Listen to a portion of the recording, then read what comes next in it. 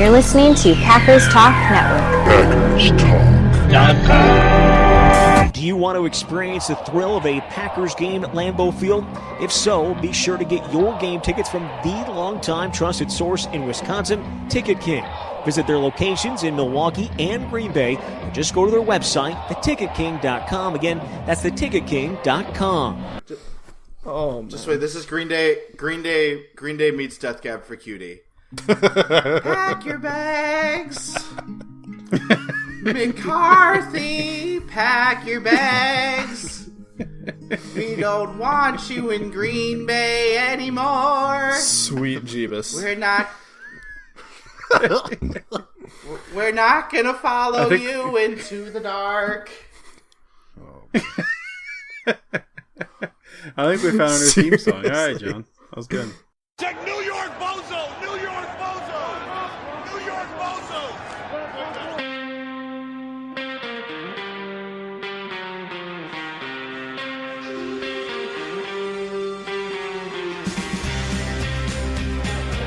I got to get my biceps a little bigger. Yeah, you can always work on that. Or I could sure use a hot dog with chili. You know what time the game starts? Hey, you got any left-handed footballs? We need to fire him. Is anybody else tired or is it just me? Good thing I'm in shape. You got any eligibility left? I got some advice for y'all. Take 2 weeks off, then quit.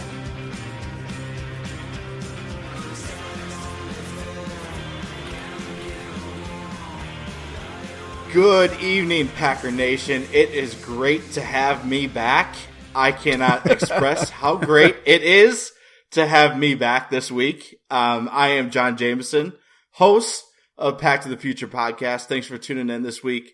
I know that things are looking a little dark at Packer Nation, but let's not get all negative about it. Let's try and focus on the positives, and that is that there's still some Packers football to watch on Sundays, and that this team has the ability to turn it around, and that's what we're going to get into tonight. Hopefully seeing the Packers turn it around on Sunday as they square off against the Washington Redskins. Joining me tonight, as always, we have Brian Fonfera, but he is coming from a different location. He is coming from Boston, MA. Brian, how is Boston right now? Well, it's much better than Green Bay, where the sky is literally falling.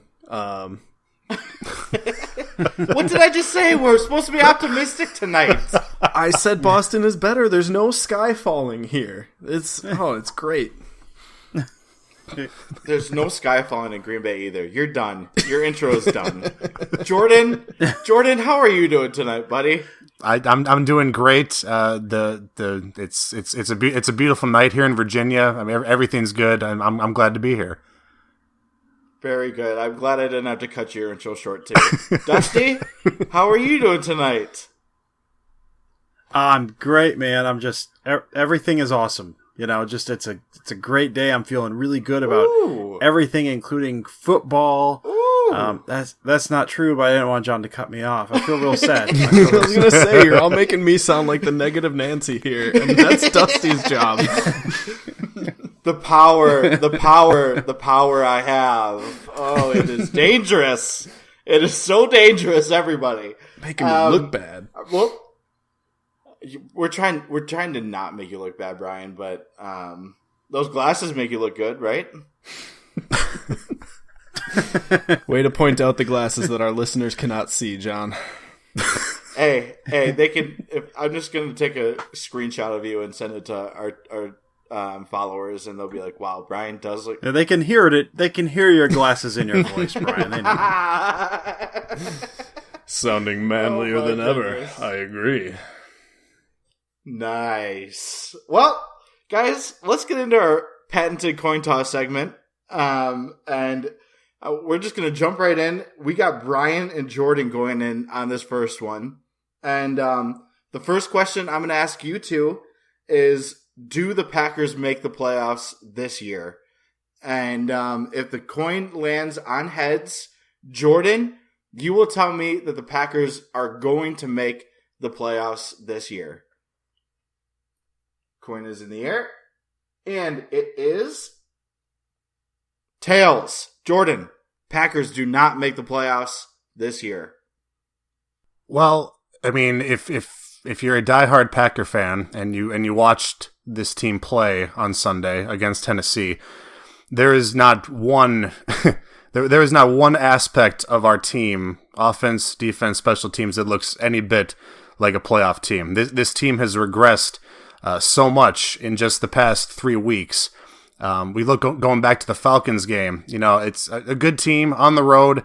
Defense had some lapses. People were pessimistic, not that pessimistic. Then we go and lay an egg against Indianapolis. We think it can't get any worse. And then Sunday comes around and we get blown out by a decent Titans team. But to be given up 47 points to a second-year quarterback with decent weapons, it's a very average, maybe slightly above average team that absolutely took us to school. I mean, it was an absolute embarrassment. So, I mean, I guess the best hope for the Packers right now is that was rock bottom, and it can only get better from here. But whether that can translate into wins, I don't see how there's any real confidence. I certainly don't have the confidence that they can string together some wins. Get back into playoff mode. That's going to require just so much change in attitude, in performance, in everything from this team. And I just don't see it happening right now. So I think the Packers are missing out on the playoffs this year. All right, Brian, your rebuttal. Wow, Jordan, I can't imagine being you. You're such a negative Nancy. Oh my goodness. What must it be like just thinking so negatively all the time? It's disgusting. It feels great. It feels great, Brian. Oh man. I look at these next 3 games and they're all winnable.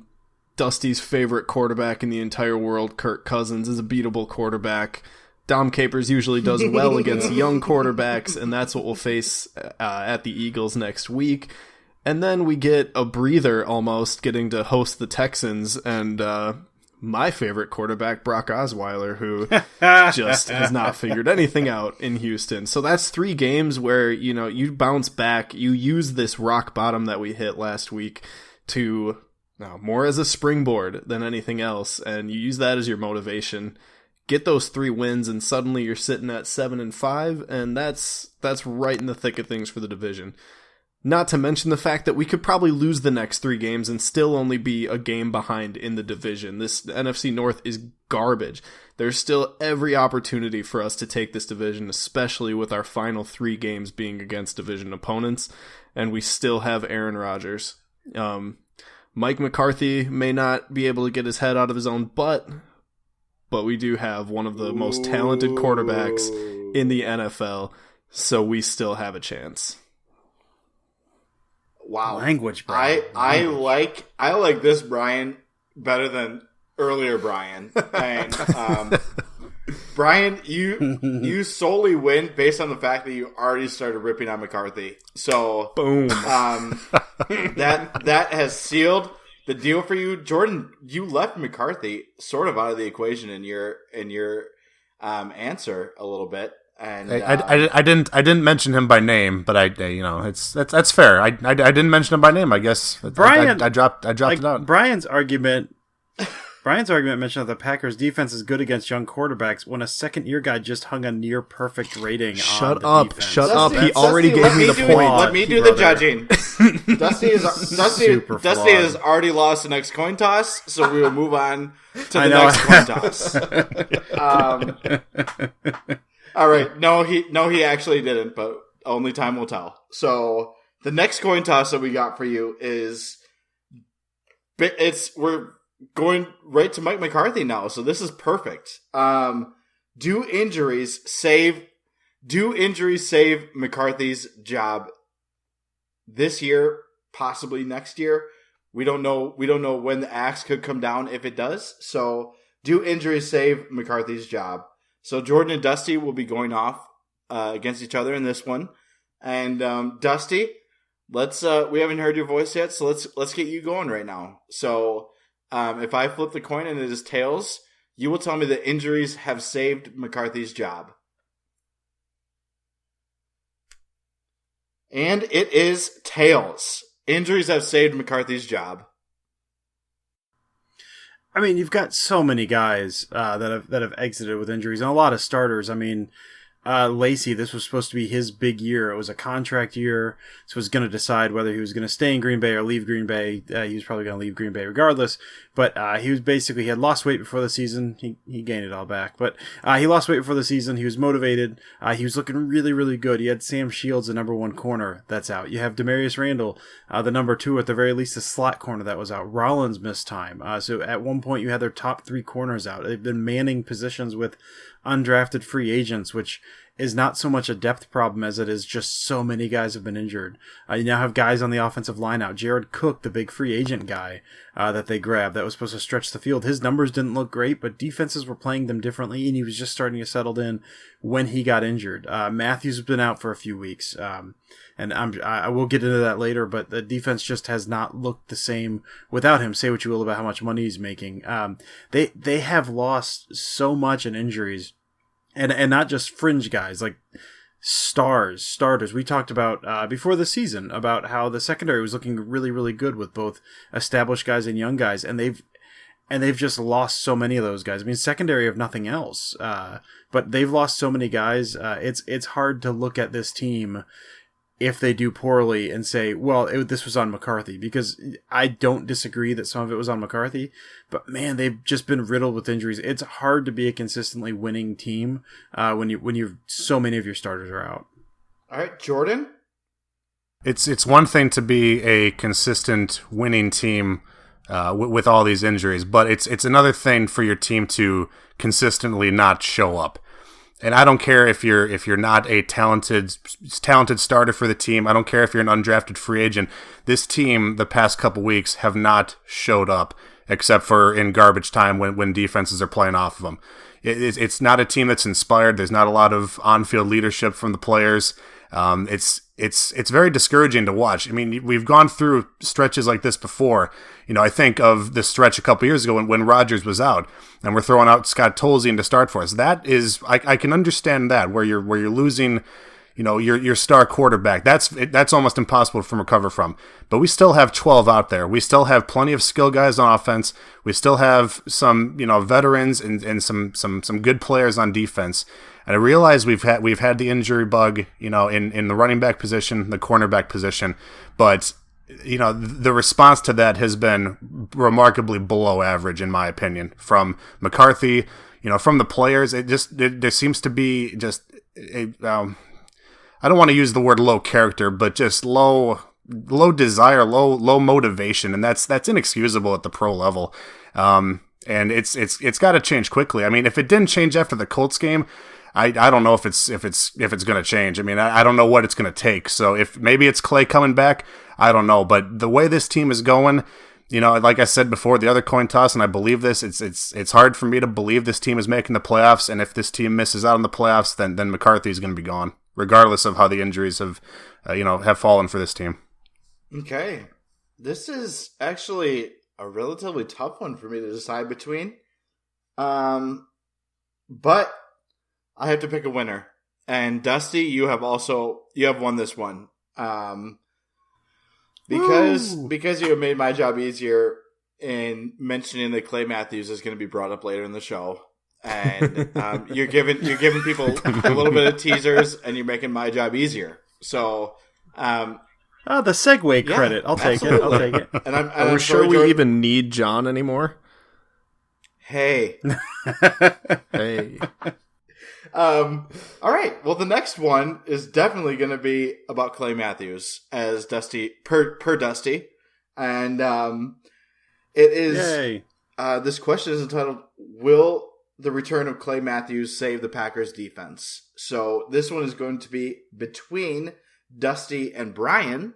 So Brian, I'm going to bring you in, and if the coin is heads, you will tell me that the return of Clay Matthews will save this Packers defense. Yes, sir. And it is heads. So, Brian, he will save this defense. All right. So we know the stats have not been there for Clay Matthews this year, but that's fine. You can just look at what has happened to this pass rush that, I mean, already wasn't elite, but it's just gone off the face of the earth ever since his hamstring was injured. Nick Perry looks like a completely different player. when Clay Matthews is in versus when he's out. Nick Perry was tearing stuff up for those first 5-6 games, whatever, and then Matthews is out, and I haven't heard Nick Perry's name, it feels like, in 3 weeks. He's just been terrible. Matthews may not get all of those stats this year. He may not have all of the sacks, but he is demanding attention because he is Clay Matthews, and everybody knows what he's capable of. This defense needs him. They need his leadership out there, especially now if Jake Ryan is hurt. We need all the linebackers that we can get, especially since Clay Matthews is able to move inside from time to time if need be. He's just that jack of all trades that this defense is sorely missing, that this front seven is sorely missing right now, and it's kind of looking like he's the engine that makes it run, and this is a defense without an engine for the past few weeks. And Dusty? I kind of have a feeling that me and Brian wish these roles were switched. I think he wished that was probably coming up tails, man. I was ready to rip into Clay Matthews. But you know what? Here we go.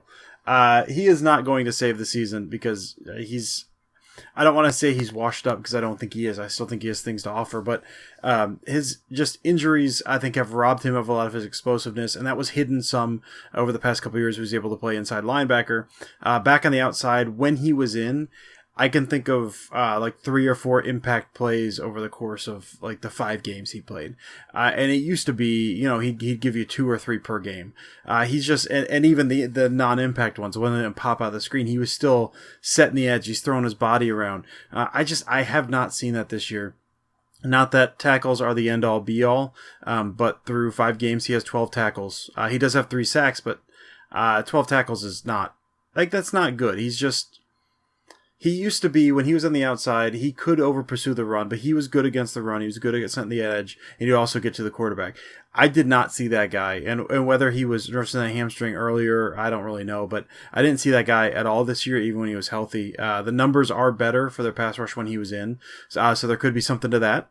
But to say that he's going to come in and save the season, based on what I've seen so far this year, I think that guy might be gone. I honestly think that he might be better served on the inside.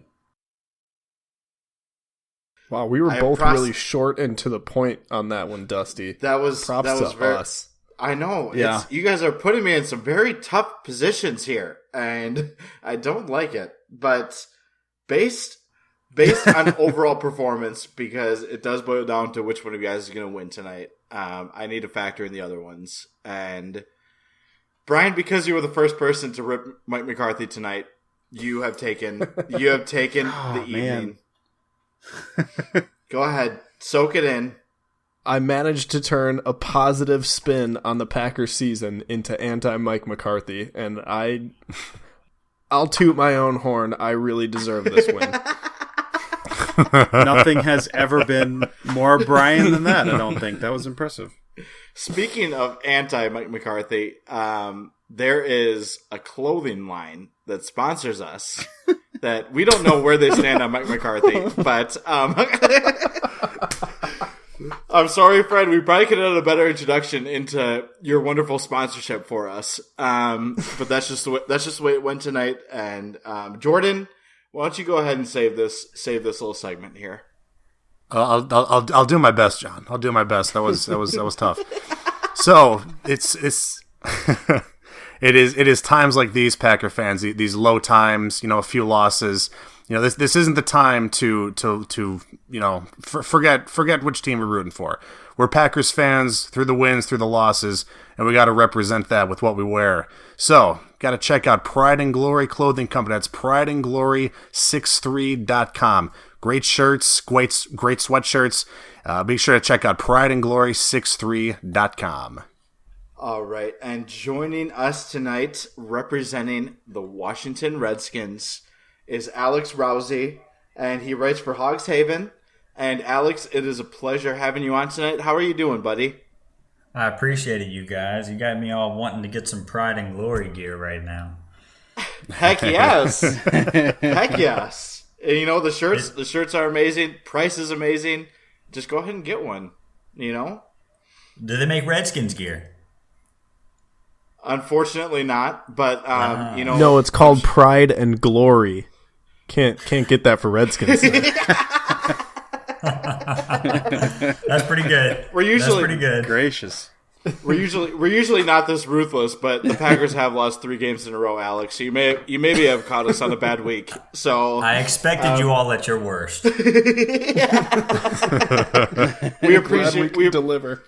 Yes, we appreciate you working with us tonight, Alex. And I just kind of want to jump right in here. And the Redskins have been playing, from what I've seen, they've been playing some pretty amazing football so far this year. And I just kind of want you to give us a little insight as to where the Redskins are at right now and kind of where you saw them being so far throughout this year. Thanks. The Redskins are pretty much about where I think myself and most Redskins fans expected they would be. The Redskins have a good roster. They have a good team. They haven't proven themselves in the past couple of years to really have the kind of reputation that comes with regular success, but fans that follow them pretty closely know just from last year and just from what their general manager, Scott McLuhan, is doing, that they are creating a very good team. And no one would have expected a tie, but 5-3-1, within a game or two over 500 is just about what anyone would have told you they expected after 9 games. They're moving in the right direction as a franchise right now, largely thanks to the new general manager.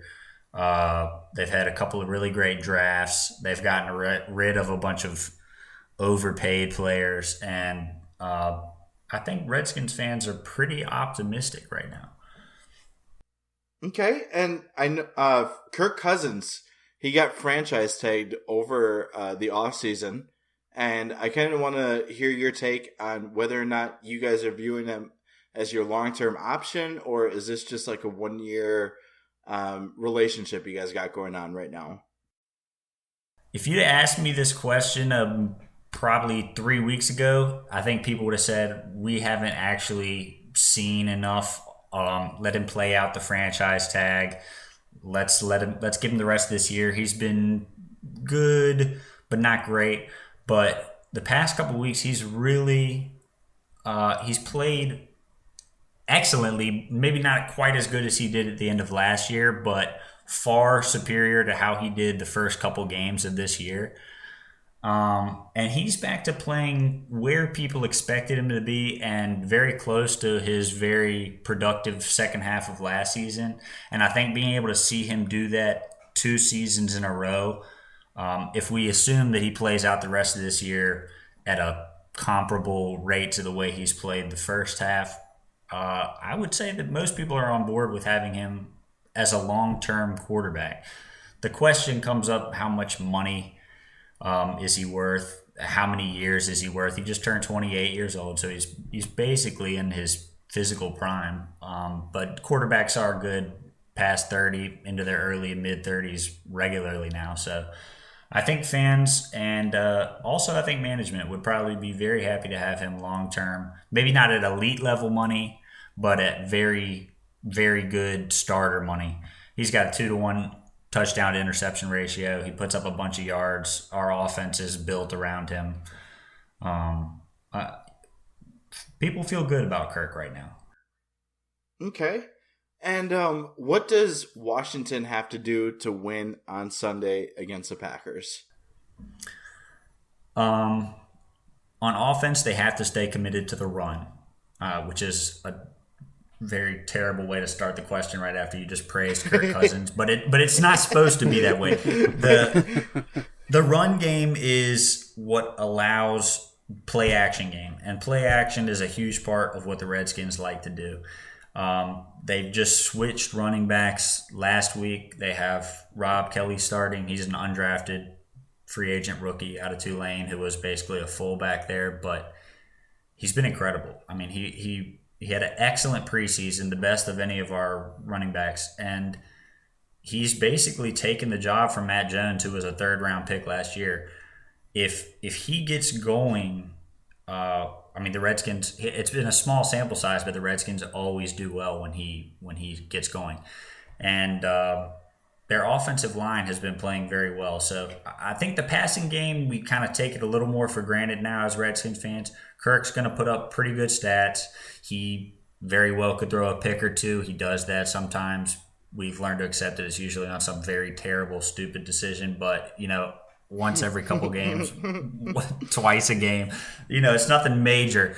But the offensive line helping them run the ball, that's the key.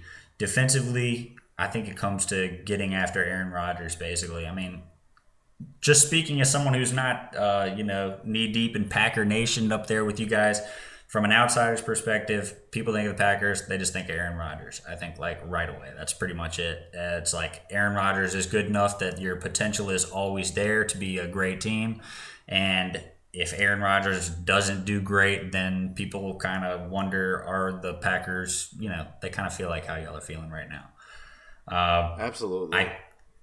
And if we can get pressure on Aaron Rodgers, you feel safe knowing that you've taken away that one thing that's always there, that's always a trump card.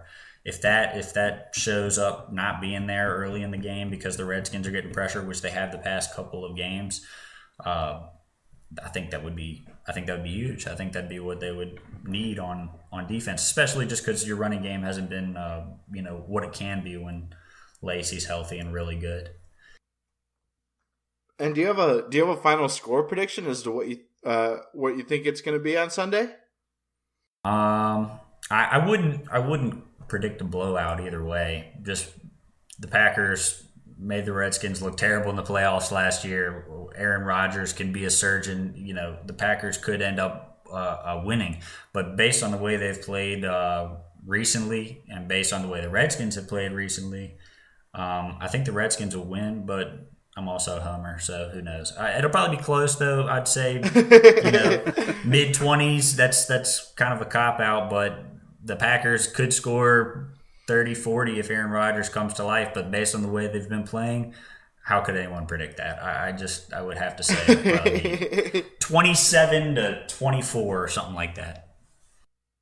Hey, if you're telling me the Packers defense allows 27 points, I'm going to take it. So, and hope that Rodgers has a little bit something special in his arm that day. But Alex, again, we really appreciate you having or joining us tonight, and thank you for spending some time. And we look forward to a nice little rematch. I know you guys are probably looking at this game with a little bit of revenge in your hearts too. Certainly, but certainly, it's all gonna be revealed on Sunday, and we look forward to watching it just as much as you. So, Alex, again, thank you for joining us, and have a great rest of your night here, bud. I really appreciate it, you guys. Hopefully, I'll be able to get me back on sometime when both teams are in the playoffs. Absolutely, it could happen. It could happen again this year. So, Packer fans, make sure to follow Hogs Heaven. Read their stuff because we could be facing these guys again in the playoffs this year. And again, Alex, thank you for joining us, and have a wonderful evening, buddy. Appreciate it, guys. All right. Again, that was Alex Rousey. Go find him he writes for Hogs Haven, and we're gonna get into our side of the ball again. And Brian, why don't you go ahead and tell me what the Packers have to do to win this game on Sunday? Step 1, they need to listen to this podcast, because every week I say what we need to do and then they seem to do just the exact opposite. You're absolutely right. So, Mike, you can find us on iTunes, Stitcher, Android, any of your favorite podcasting apps. Hulu, Mr. McCarthy. Hulu, Netflix, all the basic ones. Yeah. Yes. All the basic podcast streaming sites. Farmers Only. All right. Well, if he would just listen to this for an hour every week, that would save him so many hours on game planning. But you know what? That's not why we're here. Here's what they actually need to do to win. The biggest thing in my mind is they have to account for some of the offensive speed that the Redskins have. Pierre Garçon and Deshaun Jackson, if he plays, And then even at tight end, Jordan Reed and a resurgent Vernon Davis, who many Packer fans were hoping that we would trade for last year.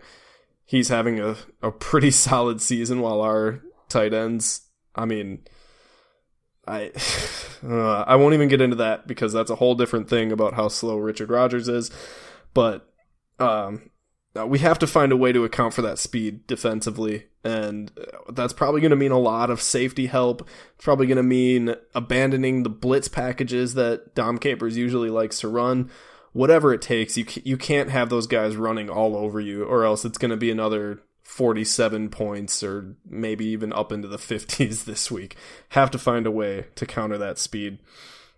And then on offense, they got to use their actual good weapons. You know, when you look at the snap count totals from last week, and James Starks has twice as many snaps on offense as Ty Montgomery, who has been trending in the right direction, and James Starks has struggled this season, that doesn't make any sense.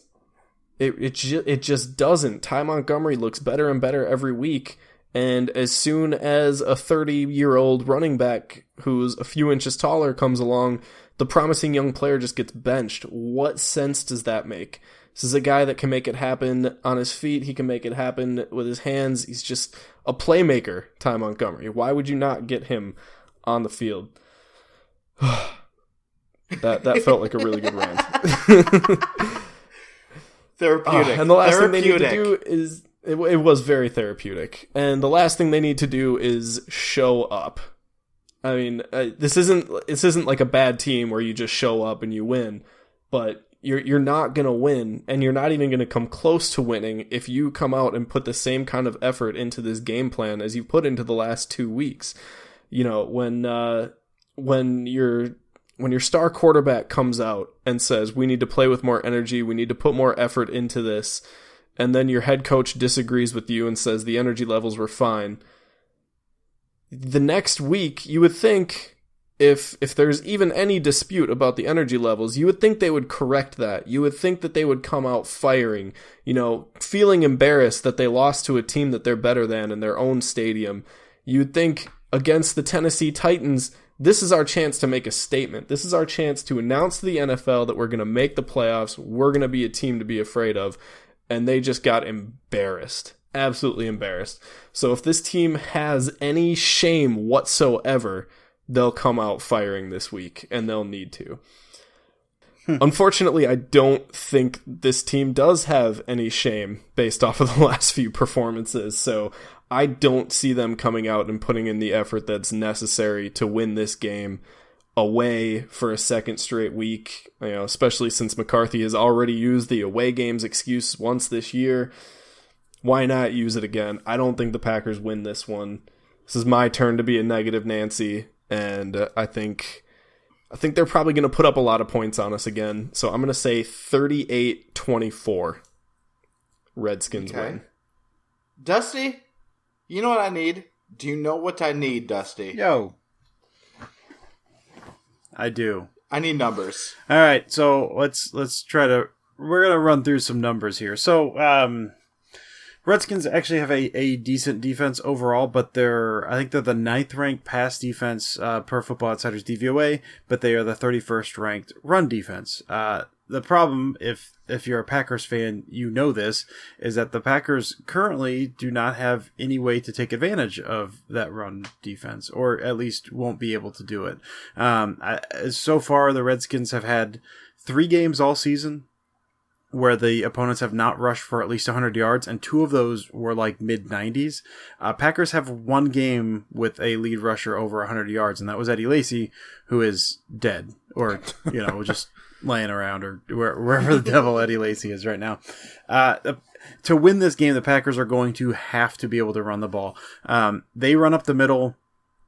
Now, when the Packers run up the middle, they average 4.1 yards per carry up the middle of the field, and the Redskins do give up 4.6 or 4.3 yards per carry up the middle. That's really going to have to be good, but the issue there is Lane Taylor's fine, but if Lang misses time, which it looks like Lang is going to miss time, I've not seen an official word on that, that probably means Don Barclay, and I don't know that Barclay and some mix of James Starks and Ty Montgomery up the middle is going to be able to pound the Redskins. So that's a little upsetting. But here's something good. So on third down, I kind of like to look at portions of the field and downs. Well, that's kind of a weird thing to say, but that's what I like to look at. It's my life. I get to like what I like. So on third down, Redskins in the short middle portion of the field, which short is described as basically anything between the line of scrimmage and 15 yards down the field. The Redskins allow 87% completion rate and 10 yards per attempt. That's insane. So if the Packers are getting a third down, you actually saw them do it this past week against the Titans on the first possession, and Rodgers missed the throw. But those throws are there. They are willing to go up the middle a little more than we like to complain they do, especially early in the season. So if it gets into a third down, just watch that middle of the field. Packers should be able to exploit that. The Redskins are very, very bad there. They're not great there all downs, but third down especially, they're really, really terrible there. And just one little note on the Redskins side of the ball, when they're on offense, they like to take shots down the deep left side of the field on first down roughly 2 times a game, and they complete a little over 56% of the passes, which is big when you're considering the long ball, and they average 20 yards per attempt. So just look for those shots. Cousins is going to take 1 or 2 of those this game, deep left on first down, probably run it on second down then, but if they don't get it. But they are going to take a couple of those shots, and the Packers are going to have to be ready for it. One last thing, because I want to end on an optimistic note. So, per Football Outsiders DVOA, the Redskins are coming off their best performance of the season against the Vikings last week, while the Packers are coming off their worst of the season. So the last time this was before this game, this was our second best performance of the game. The Redskins, their second best game of the season came in week 6. They immediately followed that up with their second worst game of the season against the Lions. The Packers' second worst performance of the year came against the Vikings in week 2, which they immediately followed with their best performance of the year against the Lions. So both these teams have had good and bad games, and then completely rebounded the other way on that, based on what they've done earlier this season. So it wouldn't be a shock to see the Packers come out firing, do some good stuff in Washington, while Washington kind of riding high off last week, maybe lays down a little bit, maybe sees what the Titans did to the Packers, maybe kind of lays back. So that's a couple things I look for here. You guys should be proud of me. I had like just paragraphs and paragraphs of stats that I laid off of. So this was Dusty holding back. My score prediction, I do think the Packers are going to try to run the ball. The Redskins are going to be able to put up some points, but I think the Packers defense clamps down a little bit. So I think with taking the air out of the ball a little bit, maybe shortening the game, I'm seeing a Packers win, not as high as I've gone before. I'm going to go Packers 24-20. You see this? You guys are listening to this. You don't get this with any other podcast right now. The Packers Pack to the Future podcast. It's just right rambling here, right now. Dusty just brought the fire. Worst game, rebound. Best game, digress. Okay? You don't hear that on any other podcast. Thank you for tuning in to Pack to the Future. Dusty, thank you for bringing the heat. We're going to be here. We're going to be here the rest of the year. We are going to get a win this week. I'm telling you that right now. Jordan, before you get into Twitter questions, do you have anything you want to add about the game, and give me your final score prediction? Well, I admire your optimism, Dusty, but I do not share it. The way I'm just looking at the way this team has played the past couple weeks, and I take your point with how they've responded from bad games, but I look at the most recent response to a bad game, and the way they responded to that Colts game. And this is a different level. Even the Vikings game, which was a poor game, that team had some fight. And, that was a close game in the first ever game in US Bank Stadium. That's a tough environment against a good team. This past couple weeks, it's a different team now. Like I said, they've regressed unbelievably the past couple weeks. In my opinion, I think most people would share that opinion. It's been extremely painful to watch. I don't anticipate it getting better this week against a team that's playing pretty well, a very solid quarterback. A team that's probably going to be playing with a little chip on their shoulder after getting beat pretty badly by us in the playoffs last year. So I think the defense continues to give up points. I'm going 38-20 Redskins. I almost wish I didn't ask you that question, Jordan. I apologize, but that's my current viewpoint or current view of this team right now. You're forgiven, and let me reboost Packer Nation real quick because I am fully on board with Dusty. I think, and you know what, Brian even made some good points too, where he said, if this was rock bottom, there's only one place to go, and that's up. And I think the determination of a hungry number 12 doesn't settle for anything less than a Super Bowl. And he has a talent on this team, and he can take us places. And we all know that he is a first ballot Hall of Fame quarterback, and he's got some weapons on this team. And look for the Packers to turn things around this week in Washington. And I'm going to go 31-24 Packers this week, and you can take that to the bank. And taking other things to the bank is our promise that we will always deliver on your Twitter questions. So, Jordan, if we got some, give it to us. We do have a couple. First one, I'm gonna go with this one first. First one comes from, where is the guy's name? There it is. Sean LaChance at Sean T or Sean Talicious. I'm sorry, it's kind of a strange Twitter handle there. But the question is, get your life together, Jordan. I know, right? It says you had one job to do. How much do you miss Charles Woodson? So I'm kind of taking that question as how much would you like to have a Charles Woodson type on this team?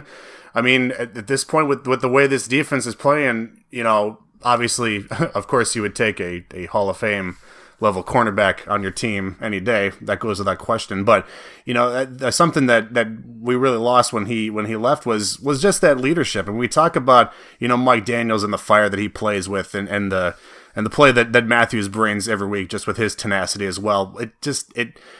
There's something missing with how it's translating to the rest of the defense and just the rest of the team, especially in these last few games. Has just been a lack of attitude, of meanness. There's just not a whole lot of energy. So I would love to see one of these guys step up and show that, and it needs to happen this week. So I mean, I'd love to have another type of leader like that, but somebody's got to step up. So I don't know what you guys think about this.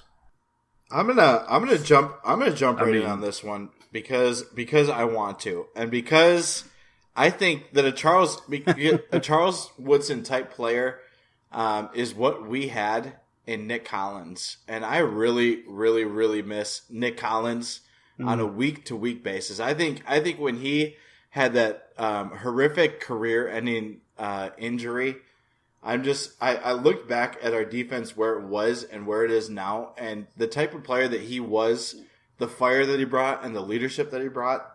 I mean, that's the type of player that this team needs. I mean, Charles Woodson brought all of that, but when we lost Nick Collins, our defense was not the same in my mind. So I don't know if you guys have anything else to add on that one or not. You guys are both dumb. There is no Charles Woodson type player. There is only Charles Woodson.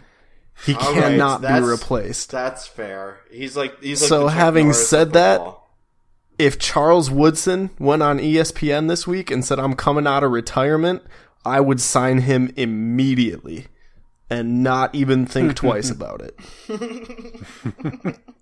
Schooled. Don't take me to school. Too late. I want to start off by saying, so Sean is actually the head of the horror site I write for, and he's a big Raiders fan. So hi Sean, how are you? It's good to talk to you. But I mean, Brian's right. There's only one Charles Woodson, but I mean, part of the problem that I've seen with this defense, partially anyway, is Woodson was so good at wherever you put him. They had him in that Joker role. Like, you could play slot corner, you could stick him back at safety, he would be around the line rushing the passer or jamming up holes for the run. Like, he could kind of do everything. And then after he left, there was this, they were still going to try to do that. And so they're trying to fit other people into a first ballot Hall of Famer, all-time athlete role. Like, I like Micah Hyde, but they tried Micah Hyde doing some of that stuff, and like, it's just, Micah Hyde's fine. It's not the same, and I don't know if that's part of the problem with defense kind of being slow to adjust. That they had a guy like Woodson who was just ridiculous, and then he left, and like, well, we'll put someone else in there, and it doesn't work that way. So, I miss Charles Woodson every single day, just every single day. We all do. Jordan, do we have any more Twitter questions? All right, we got one more question. This is from Clint. Twitter handle at pack_rules. Rules with a Z. I like it. Score. All right, the question is, if Mike McCarthy is in fact fired at the end of the season, who are your top 3 wish list replacements? Yikes. That is a tough question. For me, and this is kind of a bit of a cop-out here, my primary, at the top of my wish list is that we just don't hire someone that's on the current staff. You know, it's got to be, if McCarthy's going to go, then, you know, everybody's got to go. We can't just promote from within, because I don't think that ends up changing our team dynamic much. You know, that's no guarantee, but I'd rather bring in somebody fresh. A guy that I've liked over the years, what he's done in Minnesota and Seattle, is a guy like Darrell Bevel, an offensive mind. He'd be a guy that I'd like to see. You know, other guys that are out there, you know, former head coaches like Doug Marrone, you know, none of them I get too excited about. And that's, I think, the big, you know, problem with this is getting rid of McCarthy, and who are you gonna fill him with? And there's nobody that's like, all right, I want to go after this guy. You know, there's no clear-cut choice, so it's going to be an interesting conversation that Packer fans have, especially if, you know, the season, you know, continues to go as it's going. So, what are your guys' thoughts on that? Well, to address your concerns that we go with an outside hire, I would like to put my 3 in order, being Tom Clements, Edgar Bennett, and Winston Moss. Any of them would make me happy. No, but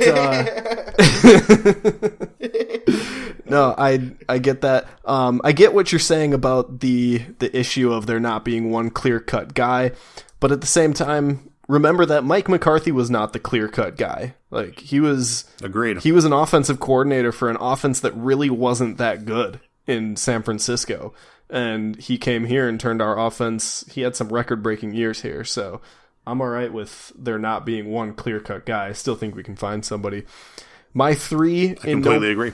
In no particular order, I wouldn't mind seeing Josh McDaniels here. I think he learned a lot from that Denver stint, having to deal with the media circus surrounding Tim Tebow. Kyle Shanahan, who is the offensive coordinator in Atlanta right now, doing a really good job with Matt Ryan. And this is total fantasy. Can't imagine this happening, but I'm just seeing it on Twitter where Steelers fans are calling for Mike Tomlin's job, and oh my goodness, that would be the ultimate for me. If we could get Mike Tomlin in here as head coach, that would be number 1. That sounds sexy. Sexy. I've got 2 names you guys have mentioned. Josh McDaniels, all 3 offensive coordinators. Josh McDaniels, Darrell Bevel, and Harold Goodwin out of Arizona are the 3 I've kind of looked at. McDaniels is interesting just because, Brian, like you said, I do think he learned a lot from Denver.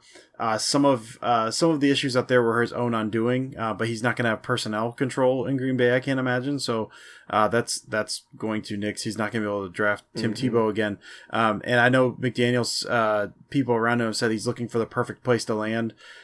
You've got Aaron Rodgers. He said he wanted like a good, basically a good front office and a good quarterback. You've got a good front office, maybe tarnished a little bit from where they were. Good front office, and I mean, you've got one of the best quarterbacks in the league, if not the best in the league. So it's hard to find a better landing spot than that. So those are my 3. Both Dusty and Jordan both said the name of my favorite name that Brett Favre ever said in any post-game conference ever, Darrell Bevel.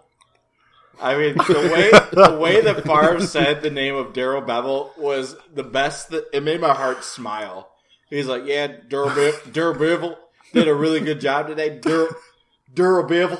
I'm like, come on, dude, you can't be serious. So I love Darrell Bevel. I might be with you guys on that one. But that will lead into our final thoughts segment. And Brian, do you have any final thoughts for us tonight? John, I do have some final thoughts for you tonight. Oh, you're so sweet.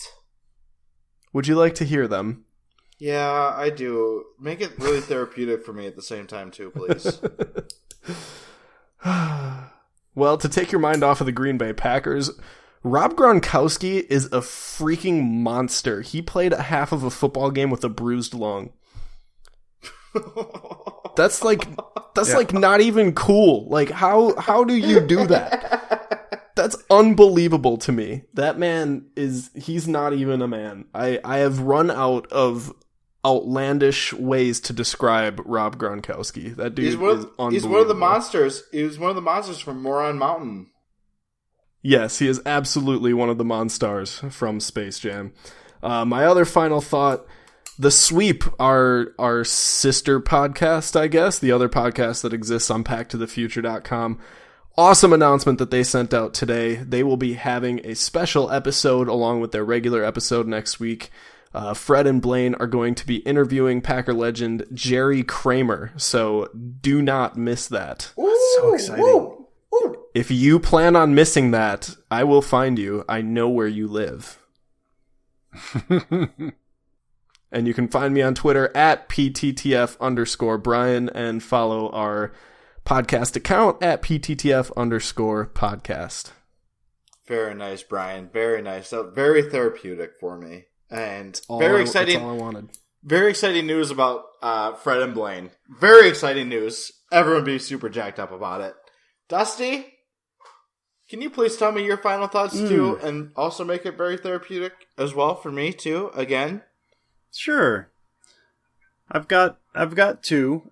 So on the show last week, I talked about how we were planning on going to Nashville for the Packers game, and then we didn't get tickets because we kept waiting for them to go down as the season went on, and then unless we wanted to spend like $250 for nosebleed in the corner, we couldn't have gone, and so we decided not to and spend that money instead on beer and wings, which I feel was a good choice. And I was just really, really bummed about it. Just all day, man. We decided on Saturday we weren't gonna be able to go. I was bummed on Saturday. Wake up Sunday bummed. Go to the sports bar, and like within 10 minutes, like, oh, I'm glad we didn't go to this. So thank you, Packers, for being destroyed so thoroughly in the first quarter against the Titans that I was not upset about my decision not to be able to go. My second and final thought is my favorite thing to do, which is to look at the cheap games, the cheapest tickets in the league next for this upcoming week. So ESPN posts their schedule. If you look, they've got basically partnered with Ticketmaster or StubHub, I believe, where they have the game prices for the upcoming week. So I like to see what the cheapest ones are. And so the cheapest ticket that you can get this week, $32. For $32, you can go see the Tampa Bay Buccaneers at the Kansas City Chiefs. Now, this is the second time the Chiefs have come up in this portion, which we talked about last time as well. It is shocking, right? Because I was always under the impression they had like a hugely loyal fan base, and they're doing well this year. I thought those tickets would be really hard to come by in Kansas City. But apparently they're not. You can go to Tampa Bay KC game in Kansas City right now or something, or like what? I don't know, man. That stadium's always packed, and it always seems to be packed with Chiefs fans as well. It seems like secondary market. A lot of times you get fans from other markets as well. So I don't know what's going on there. So that's the cheapest game this week. You can go $32, and that could be a good game. There are actually 3 other games in the 30s I want to get through real quick. Tennessee and Indianapolis for $37. You can watch the last 2 teams that destroyed us for $37 in Indy. Nice stadium. You can actually see Green Bay in Washington for $38. Wow. If you can believe that. So if you want to drive out to D.C., Jordan, you might want to go to that one, brother. Last time Jordan saw the Packers in D.C., Aaron Rodgers got a concussion. So no. Yeah. Jordan, you may not. That's right. Jordan, don't go to that. I meant it's $3,800. It's the cheapest one, Jordan. That's what I meant for that one. And then may I also point out, guys, that was the same season that the Packers went and won the Super Bowl. No, so you may not also point that out. No. perhaps Thank He you can for point asking, that out. but no, you It's may my not. section, Brian. I'll allow it. that was also the that was also the Jordan. game when Jermichael Finley pretty much got knocked out for the rest of the year. So that was a great game. Oh, that's right. 16-13 in overtime. We lost to Donovan McNabb. That was Bad game. Yeah, I don't know. I think I may pass on this. I don't know. It's gonna be a late one anyway. It's a Sunday night game. I wouldn't get home until like 1 or 2 a.m. All right, well then last one in the 30s, New Orleans at Carolina. Like, man, I don't think I'm crazy. All these games seem kind of good. I usually like to find the cheap ones because you can like rag on them. But Tampa Bay at KC, Tennessee at Indianapolis, Green Bay at Washington, New Orleans at Carolina, all those games could be legitimately good. Meanwhile, like friggin' Miami at LA is $63. That's not bad. So you can see Jared Goff's first start for like $63, but that game's going to be just a tire fire. So that one could be fun. Maybe do that one. Do that one instead. Spend $63 for that one. So that's me. You can find me on Twitter at Dusty Evely. Jordan, final thoughts. Well, the past few weeks we've been getting used to seeing some bad football, from our favorite Wisconsin football team, but there is a certain Wisconsin football team that is actually playing pretty well right now, and that is the Wisconsin Badgers, ranked number 7 in the college football playoff rankings. So, right now I'm all in on the Badgers. I'm hoping that they're the first team with 2 losses to ever win a national title. I'm pretty sure that's never happened before. So that'd be pretty. It's very interesting that the fact that the Badgers and the Packers are so opposite from each other, where there's virtually no good quarterback play for the Badgers, but fantastic defense.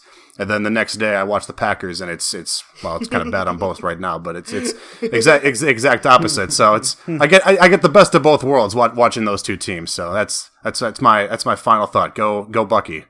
And Jordan, I think the last time I checked, you have a Twitter. So where can we find you on it? I do. You can find me at Twitter at JGPeck41. All right, and now it is time for my final thoughts. The John Jameson. I got 2 for you guys tonight. This Saturday at the BMO Harris, I am seeing the traitor Kevin Durant face off against my Milwaukee Bucks. So Golden State Warriors versus the Milwaukee Bucks. Last year, we stopped their winning streak, and they were none too pleased about it. And this year, I want the bad blood to continue, and I want to see the Bucks come out there and fire on all cylinders. And I just want to see a phenomenal basketball game. I'll be with my Bucks coming out on top, so I'm so jacked up to see that game, and it's one of the many reasons why I am grateful to have this half-season ticket package just for this game alone. So, and then my other... You know that the front office of the Warriors loses sleep every night knowing they wanted Giannis Antetokounmpo and had to settle for Kevin Durant. And that's what makes it even that much sweeter. So, booyah, Warriors front office. Yep. You can't have Giannis, he's mine. And my last final thought is giving a nice big old shout out to my BFF, Jordan Peck. He also is part of this podcast. And I just want to let him know right now that I'm going to enjoy very much this weekend when I knock him out of any kind of contention to make the playoffs in fantasy football, and just mop the floor with his rear end and just make him really reconsider what kind of fantasy football manager he actually is. So, Jordan. Oh. You kiss your mother with that? I do mouth, that saying words like rear end, John. I do kiss my mother with words like that because she knows that Jordan is just the absolute devil. And kiss my mother with words like that. But seriously, in all seriousness, these are real tears. In all seriousness, Jordan, I really, really, really look forward to knocking you out of playoff contention this week, and I look forward to talking about it next week as well. And I hope that you guys will join us next week to hear how that goes, and hear me rant and rave about how Jordan can't make the playoffs anymore, and hopefully on top of that, we will be able to be talking about a Packers win in Washington against the dreaded Redskins, and continue that streak where we go into Washington and take care of business. So until next week, Packer Nation, go Pack go. Let's turn this ship around and find our groove and come back to you next week even more joyous than this week. Have a phenomenal week.